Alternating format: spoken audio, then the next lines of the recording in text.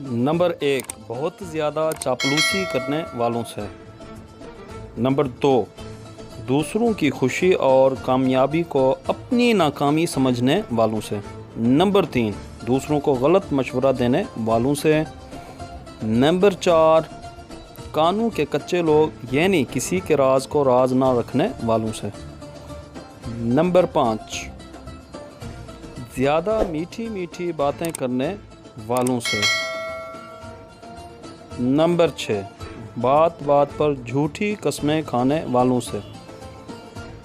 Number 7, लालची और मफाद परस्त लोगों से हमेशा बच कर रहें।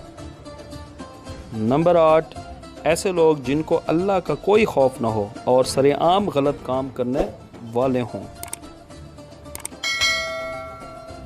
नंबर 9, हसद और बुग़्ज़ करने वालों से।